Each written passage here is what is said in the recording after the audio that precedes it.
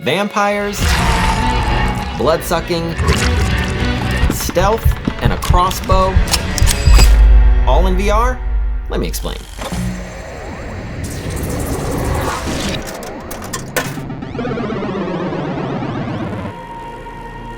Welcome back to another episode in the series of Everything PAX West 2023. Today we're gonna take a look at the game Vampire: The Masquerade Justice. Now this is a vampire stealth game in VR. I had the opportunity to play this on the PlayStation VR 2, and I gotta say, from my initial rolling through on a gondola, looking at the ocean, at the beautiful buildings around me, you could tell it was taking advantage of the PSVR 2 headset as it looked gorgeous. So in this VR game, when they say that you are utilizing stealth, they are true to their word. A lot of games say they have stealth mechanics in, but you can kind of stealth around, but then end up having to just go crazy. In this game, if you do not truly use stealth, you're gonna die a lot. In the beginning, when I was given this level that had about 8 enemies that I had to sneak by, I kept dying over and over because I realized I needed to slow myself down, utilizing some of the mechanics that they give you. For example, you can hold down the left trigger and then you can see the heartbeats of every enemy around you, so you can start to follow their footsteps and make sure you're not going to be seen.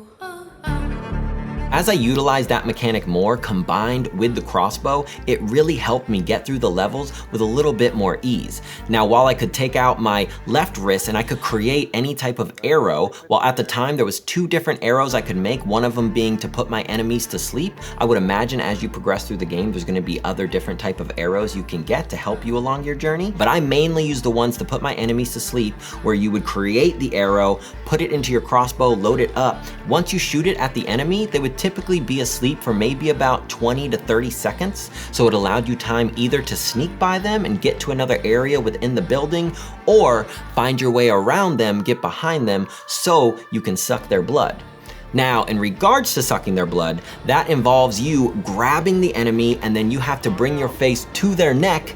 And one thing cool about it, before I get to some feedback, is that when you do this, you see a bar that is kind of draining down, and there's a certain place you want to stop sucking their blood at that's going to get you the maximum amount of vitality. And at that moment, you have to let go and chuck the enemy.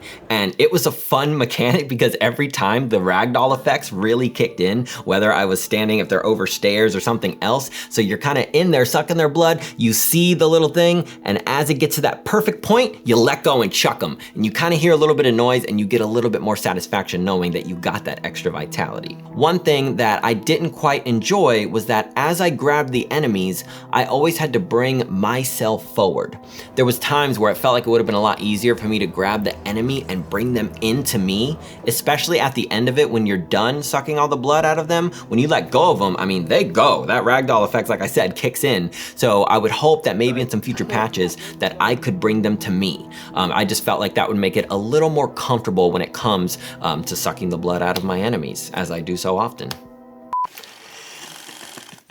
One thing that also felt really good about this game was the level design. Now, there wasn't specific things that showed you like, hey, this is where you climb, this is where you go. It felt more open-ended, and I felt like I had more choice, even when getting to a level of deciding which way I wanted to attack somebody or how I wanted to try to sneak by. And even the parts where I was climbing up on walls and sneaking by on ledges, the movement of you grabbing the ledge, it didn't feel like it was just zooming your hand to a specific spot like some VR games have in the past. It felt like I truly had the freedom to go where I needed to go and sneak by. That was great. I did also get a chance to sit down with the game director, Eric, and asked him a little bit more about how this game came to be and what kind of sets it apart from other VR games out there. So let's go ahead and hear from him. What's going on, guys? I'm here with Eric, the game director for Vampire: The Masquerade Justice. Thank you so much for joining us, Eric. First, for anybody who doesn't know about the game, what's kind of the elevator pitch of what this game is all about? So the elevator pitch is that this is a VR game. It's a stealth adventure RPG set in the Vampire: The Masquerade universe, where you play Banu Hakim, a stealthy vampire in a dark and mysterious Venice. And basically, it's a single player 12 to 15 hour long 12 experience. to 15 hours, that's a good, Yeah, that's a good length. It's a Okay. good chunk, yeah. I just had an opportunity to play the demo, so I loved the stealth aspect of it. Like I said, it kind of gave me the OG Assassin's Creed vibes. That was like the first thing that kind of came to mind when I was playing it. And the more I played it, the kind of more comfortable I got with it.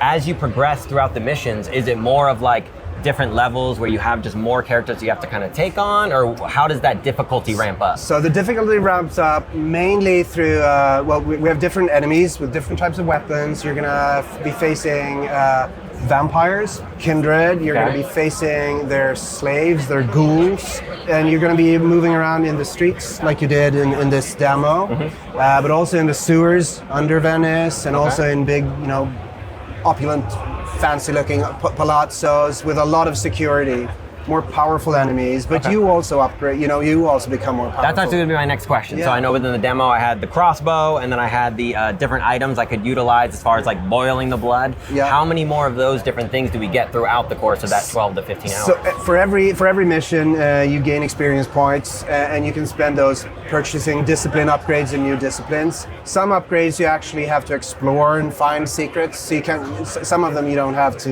You can't just purchase. Gotcha. You can have complete certain missions, some challenges to get them. Okay, cool. And what made you guys want to create this, like take your world and put it into virtual reality? Because I'm a big fan of virtual reality, so I'm happy to see you guys are doing it because we need more solid games like Yeah, this. so our studio, Fast Travel Games, we've been around for 7 years. We only do VR.